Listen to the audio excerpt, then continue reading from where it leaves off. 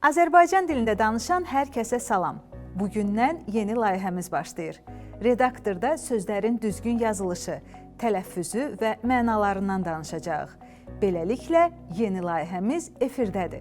Bəli, məhz layihəmiz. Baxmayaraq ki, bir çoxlarımız bu sözü layihə kimi tələffüz eləyir, sözün düzgün yazılışı da, deyilişi də belədir. Layihə. Fürsət düşmüşkən sizə layihə sözünün mənalarını da deyim ki, biləsiz ki, bu söz təkcə televiziya termini deyil. Layihə tikiləcək, qurulacaq bir şeyin əvvəlcədən hazırlanmış planı deməkdir. Məsələn, tikintinin layihəsi, körpünün layihəsi.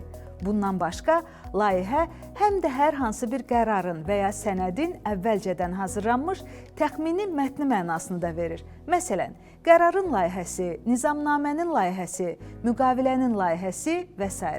Layihə sözünün bir mənası da var. Onu həm də nəzərdə tutulmuş fikir, niyyət mənasında da işlədə bilərsiniz.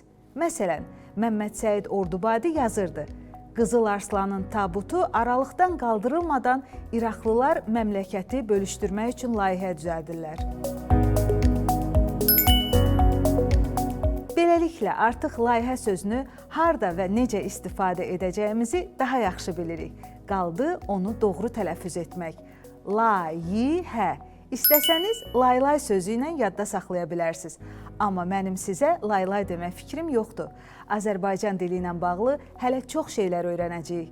Çünki ana dilimizin saflığını qorumaq, bu dildə səlis danışmaq hər birimizin vətəndaşlıq borcudur.